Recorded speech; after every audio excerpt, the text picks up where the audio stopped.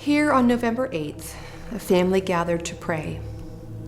They prayed for their family, their home, and their paradise. November 8th started out as any normal day. I went for a walk on the bike path like I do every morning. The kids went out to go to school about 7:30. We went to go get in the car. And when they opened the door, they were remarking on how pretty the sunrise was. And it didn't occur to me that meant there was a fire nearby. It meant there's something in the air somewhere that makes the bright red color. And as I was coming home, I was crossing a street and I had to look up a hill to make sure there wasn't traffic coming. And I noticed smoke, a plume of smoke. I got a call from my friend, Neoma, who lives across town on the other side, and we were supposed to be going camping with our Pathfinder kids that day to go caving. She goes, "Terry, I can't go caving with you today." And I went, "Are you sick?" She goes, "No, there's fire and I've been told I have to evacuate and evacuate now." And thankfully, Monty Nystrom, our school principal, pretty much immediately by 7:45 had canceled school and got all the students to be picked up and to stop those who were dropping them off. No, take them home, evacuate. It was about a 2.5-hour drive to get out of the flames. We drove through fire, watching everything, to take the kids through and see, there's the grocery store we always go to, and there's the gas station we always fill up at. Each one of those were in flames as we were driving out of town. On November 8, 2018, a massive wildfire broke out in Northern California's Butte County. The Camp Fire, which it came to be called, was catastrophic. In just a matter of hours, 95% of the structures in the Northern California city of Paradise were destroyed, including the Seventh-day Adventist Church. The Adventist Hospital was partially destroyed and closed. Part of the school campus that Alan, Garrison, and Joelle sent their children to was partially damaged and closed. Most of the 26,000 residents lost their homes. 85 people lost their lives. That campfire was devastating. It took lives, it took properties, and it grew so fast that they couldn't even defend it. All they could do was hope and pray that people could get out. And so it was just an unheard of, unprecedented fire that happened in our community of Paradise, California. We weren't allowed to come back into Paradise for about 5 weeks after the fire. And I remember the first time driving through, just being no other response but tears of shock. We had seen pictures, but it wasn't the same. To drive by all the familiar places that my kids had grown up with, and to see them just in ruins and rubble. One of the hardest things about this that I didn't realize until I experienced it is when you hear somebody say, "Oh, my house burnt down," or "I suffered, something bad. It's horrible that happened," and it happened as an individual basis. The community comes in and they rally up and they support. But when your entire community burns down, the church burnt down, the school burnt, everybody's home, everybody on my street's home burnt down. And there is no more community support. Everybody has lost everything of their own. And so we have an entire town, an entire community that's lost. We pulled near our house, that our house survived, but everything around us is gone. So the reality that we face now is coming home to a place every night where we've lost so much of our community. My husband and I both knew instinctively that we had a purpose to fulfill in Paradise. God had spared our house for some reason. Or if it wasn't his hand, that we still have a role to play here.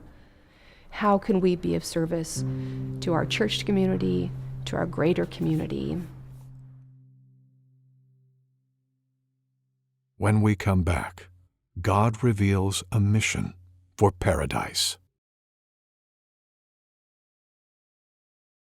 The minute you are involved in a project, whether it's going and serving or donating or however you're supporting, you're instantly connected to this community that goes back 5 decades. People that were so inspired that they dropped everything and got involved. And you get this sense that even, if you weren't on that very first project back in 1969, or maybe this last year was your first year that you got to volunteer, that you are connected to these people that are all about the mission of Maranatha. You join this community of people who, even if they're separated by geography or language or even just time, they're still committed to spreading the gospel around the world through construction, and it's a beautiful thing. Maranatha is changing the world. Be a part of the change.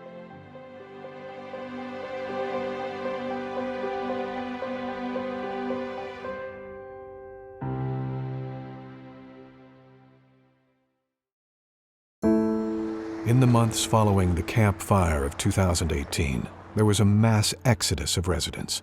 After all, there were no services, no water, no electricity, and hardly any homes. But those who remained were in need of dire help. The Paradise Adventist Church had lost everything. The staff, including Garrison Chafee, associate pastor, had lost their home. But there was little time to mourn. Through the church outreach program called Love Paradise, the remaining members jumped into action. They created a water station using the Adventist Church well. They opened a community services center with clothing, furniture, and other household items. They organized meals. They were diligent in looking for opportunities to help their community. One of the things that Garrison Chafee asked me to do was to jump on the Facebook threads of different groups that have come up since the fire. Things like, I'm a campfire survivor. People were posting a lot on there of things they needed, the desperate situations they were in, and he asked me to find people we could start helping. And I saw somebody on one of those saying that they were going to build a shed for somebody because they needed a shed. So I thought that was a great idea and immediately sent it to Garrison, hey, let's build some sheds. At first, I thought, that sounds kind of ridiculous to build sheds for people, and who and how, and it sounds overwhelming, and I haven't heard of a church ever doing that. And then it kind of stuck and it grew on us, and we thought, if there's a need that we can meet, then we should meet it. Garrison remembered that Maranatha had stepped out right after the fire and called our church and said, what can we come up and do?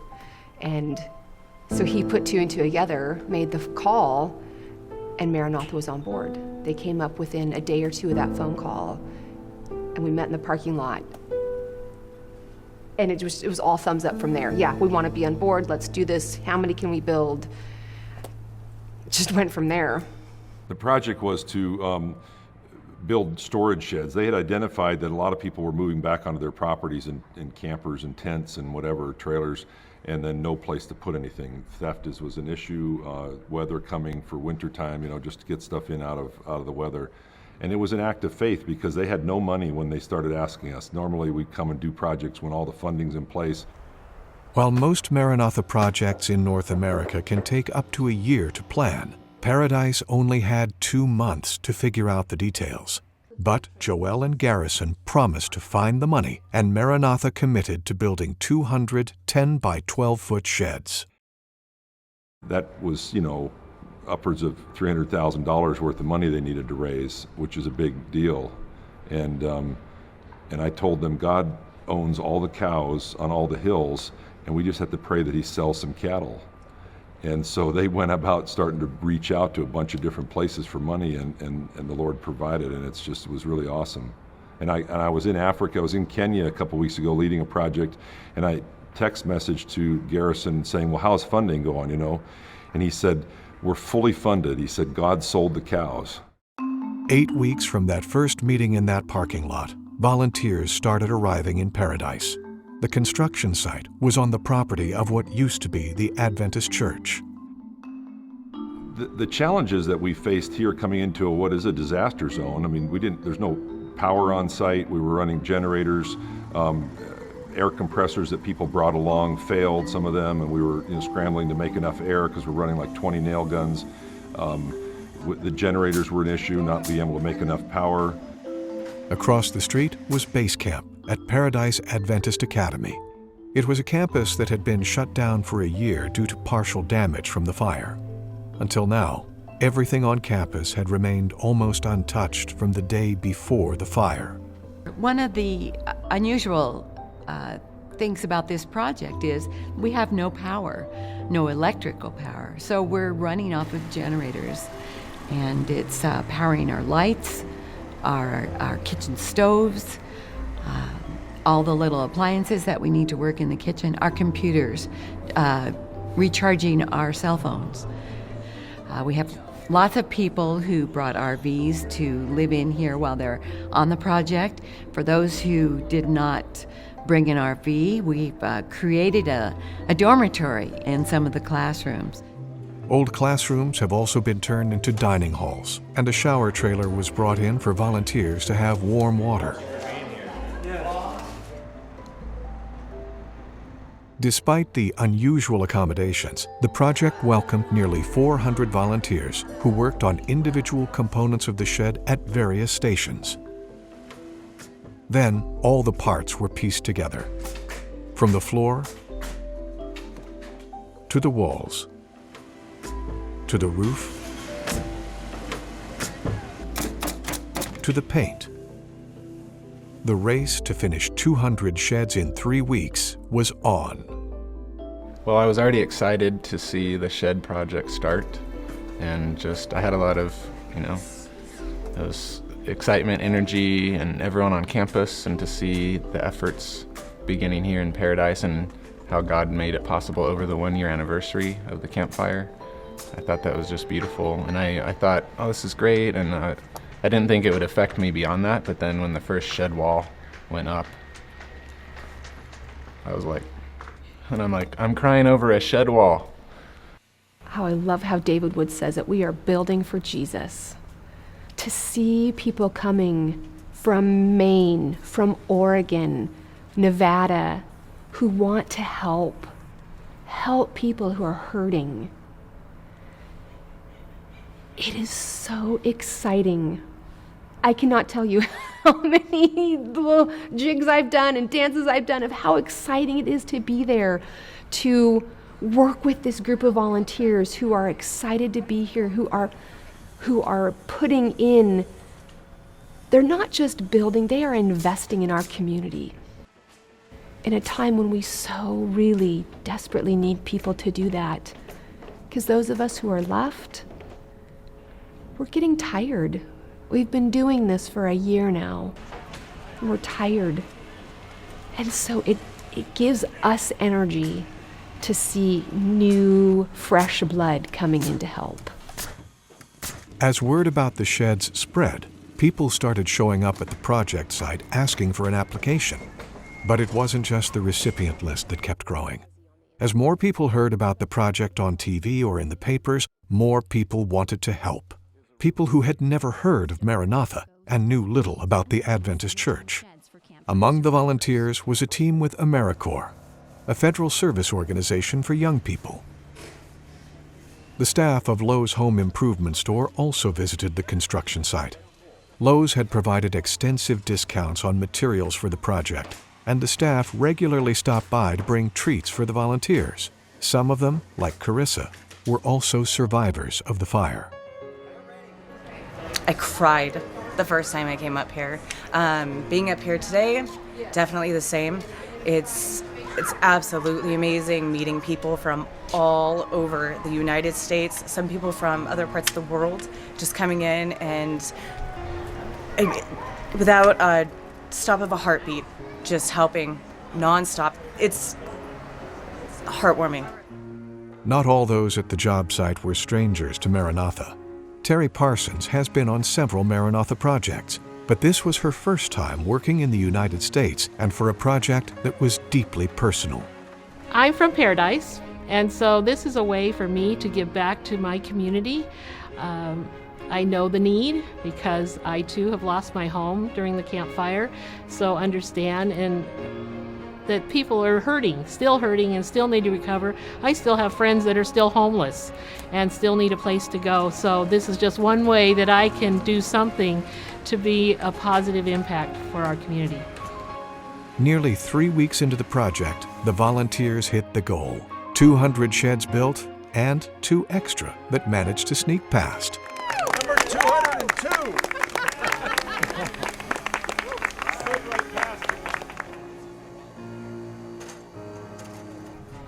It's really been exciting for me, especially today as we finished our last 200 sheds, that we've accomplished what we planned to do. It's accomplishing exactly what we hoped for. And then just knowing that God has blessed this community in just an awesome way, it has been a big meaning for me and blessed. I feel very, very blessed that God has allowed me to be part of this project.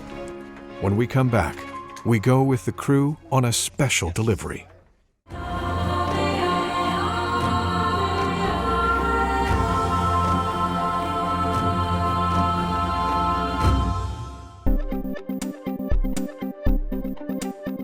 For more than a decade, Maranatha Mission Stories has taken you around the world, showing you the need and challenging you to get involved. Now we're introducing new ways for you to stay informed and inspired about the mission. Watch your favorite episode of Maranatha Mission Stories, as well as other Maranatha videos on your Apple TV. Visit the App Store, search for the Maranatha channel, and hit install. You'll have access to all of our latest video content, and you can watch anytime. Our videos are available on demand 24 hours a day. Our content can also be viewed on Roku and Amazon Fire TV. The Maranatha Channel, bringing mission adventures to your living room.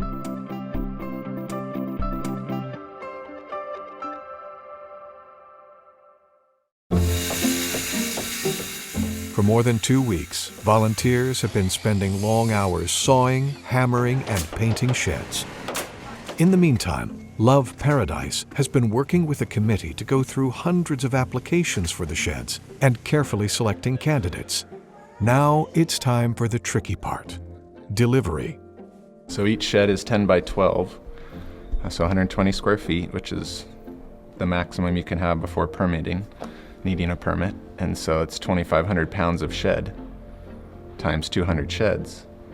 And so, flat forklift on a flatbed, 2 or 3 at a time, and then the same thing to get them off.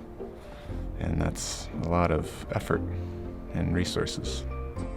Garrison and Joelle brainstormed ways to deliver each shed, but every solution required more money and lots of people power. Power and hours they didn't have. Then, a miracle. A commercial farming company heard about the project and offered to help. We weren't sure how we were going to distribute 200 sheds. You can only have so many work bees, and church members are already strapped for energy and resources and time. And Capay Farms, we met with their head manager, and she got on the phone with the owners of Capay Farms, and they said, "We'd love to help." Alan is among the survivors of the Camp Fire. His home burned in the fire.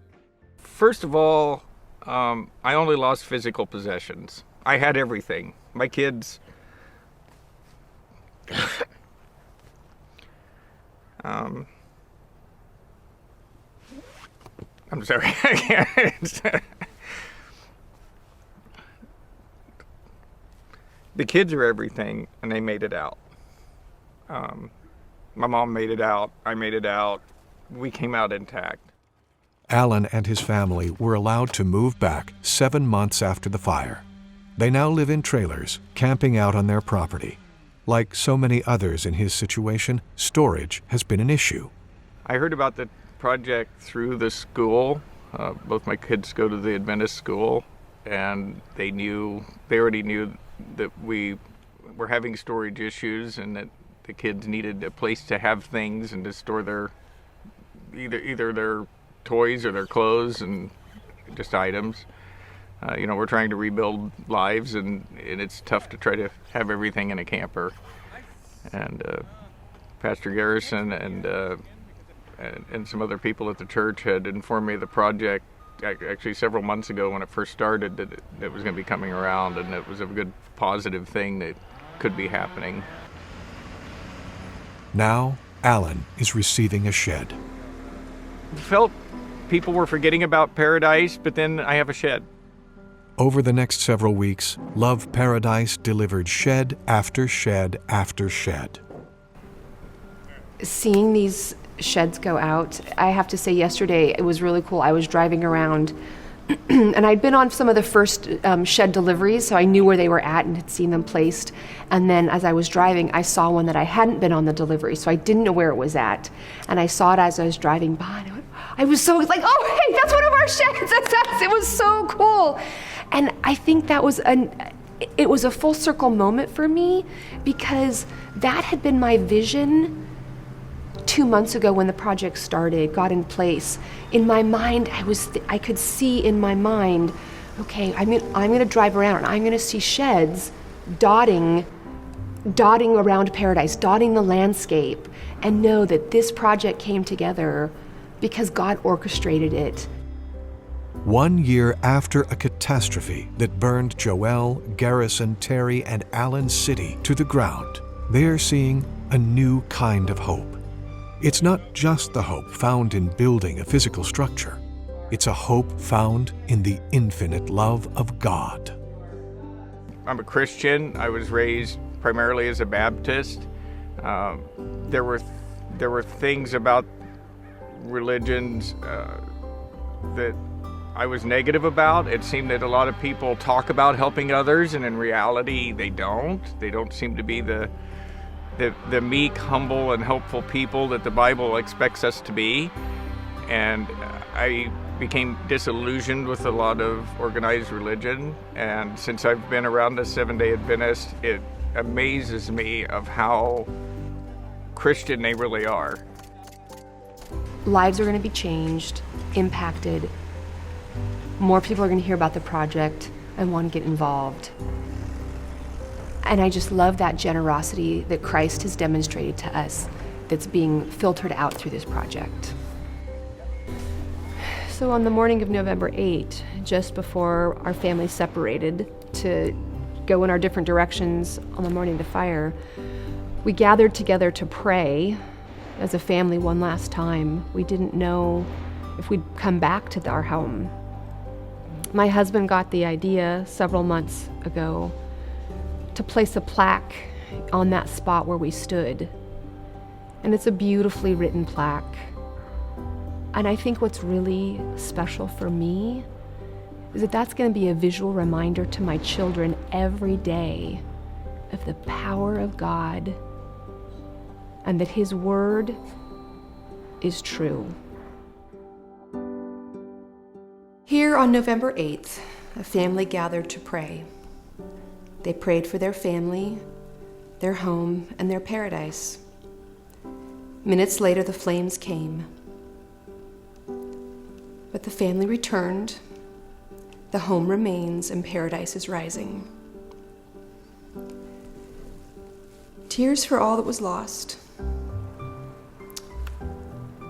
Hope for those that returned. And love for the ones who will make this paradise again.